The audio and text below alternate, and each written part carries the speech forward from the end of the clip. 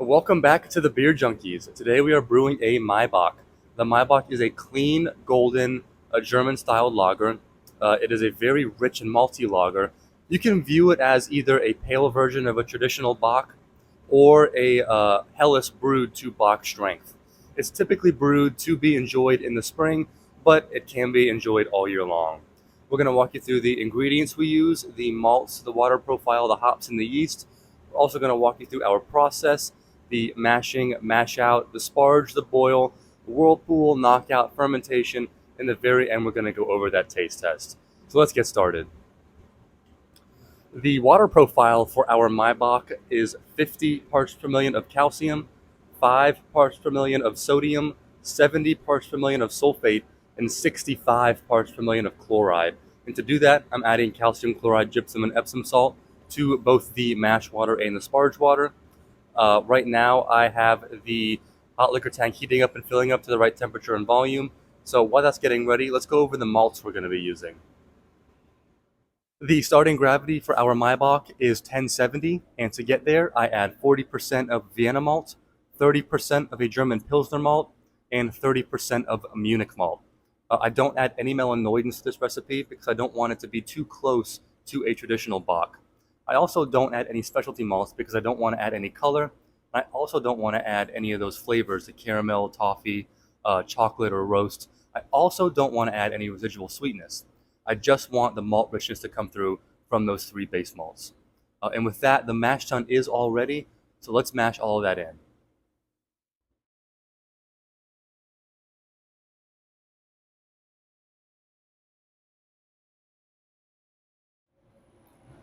This is our mashing setup. We are pulling the wort from the bottom of the mash tun, pushing it through our pump through the Herms coil to maintain our mashing temperature, and we are recirculating the whole time to set up that grain bed filter. The traditional mashing profile for the Maibock is decoction style, but for this recipe, I am doing a single infusion mash at 152 degrees Fahrenheit for about 60 minutes. This will give me a nice mix of alpha and beta amylase to get a nice fermentable sugar profile so it doesn't finish too sweet. Right now, I've got about 10 minutes left in our mash, and when that's up, I'll be back for the mash out. Our 60-minute mash is up, so now we are mashing out, pulling wort from the bottom of the mash tun, pushing it through our pump through the Herms coil, the same setup as before, but now the hot liquor tank is heating up to about 177 degrees, which will heat our mash tun up slowly to about 168 degrees over the course of about 15 minutes. Once we get to 168 degrees, we will begin to sparge. We just got to 168 degrees, so now we are sparging, pulling wort from the bottom of the mash tun, pushing it through our pump, which is now directed towards the boil kettle. At the same time, we are pulling our sparge water from the hot liquor tank, pushing it through our water pump, and rinsing the residual sugars left in the grains. We just got to a boil, so we will boil for 90 minutes and add the hops in as needed. At 10 minutes, I add a yeast nutrient, and at 5 minutes, I add Wolflock tablets as my fining agent. The hopping for the Maibock is relatively simple, with just 25 to 28 IBUs worth of a clean bittering hop at the 60-minute mark. You can use any clean bittering hop you want, such as Magnum or Mount Hood, but I prefer to use Middle Through. We want enough bitterness to counteract the sweetness, but we don't want it to be a noticeably bitter beer.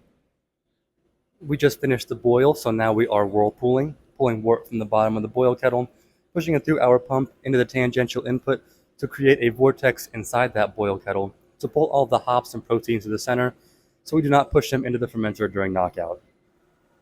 We just finished the whirlpool, so now we are knocking out, pulling wort from the bottom of the boil kettle, pushing it through our pump, through the heat exchanger, just going through just below 60, injecting our oxygen right there. Then we are filling up that fermenter and pushing out all the excess air. I ferment this Maibock with the German Bock yeast from White Labs. I'll pitch this at 52 degrees Fahrenheit and let that free rise up to 55 degrees as fermentation starts. I'll hold it here for about a week or until we are 4 specific gravity points away from our terminal gravity. For this beer, that is 1018 with a terminal gravity of 1014. At this point, I will let it free rise up to at least 60 degrees, preferably closer to 70 degrees for that diacetyl rest. I'll hold it there for at least 24 hours, probably closer to 48 to make sure that yeast finishes up. And then I will step it down 4 degrees a day until we get to 33 degrees Fahrenheit. I step it down 4 degrees a day to prevent shocking that yeast and falling out of solution too quickly because it still has a little bit of work to do. Once we get to 33 degrees, I will transfer it to our bright tank, carbonate it to about 2.5 volumes of CO2, keg it, let it lager for about 12 weeks, and then we'll finally tap it and enjoy it. All right, this is what we've got. It is crystal clear, nice golden color for the smell. Oh, it's all malt. I don't get any of that hop flavor, which is fine. That's what I wanted. A very pleasant smell for the taste. Very similar to the smell. It's got a very rich maltiness.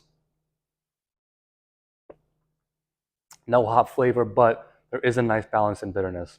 It is not so much malt character that is too sweet. It's a very nice balance.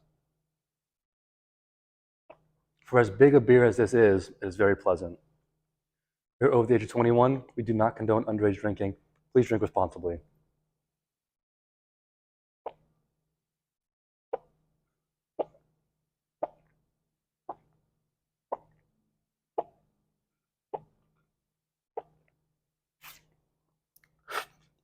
Oof. Cheers. Thank you so much for watching and sticking to the end. If you would like to see more brewing content, make sure you click that subscribe button right below.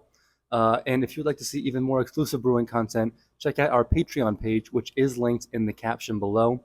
Right now, I have some of our award-winning recipes up there, but once we get that community to a certain size, I'll begin to post weekly videos, which will have things such as behind-the-scenes content, how we design our beer recipes, some more award-winning beer recipes, and then some more in-depth brewing topics, such as what high-pressure fermentation is, how we do it, what its benefits are, and pretty soon I'm going to be coming out with an article about what the diacetyl rest is, what exactly goes on in that. Since I mentioned it in every video, it might not exactly be clear why we do it and why it's important.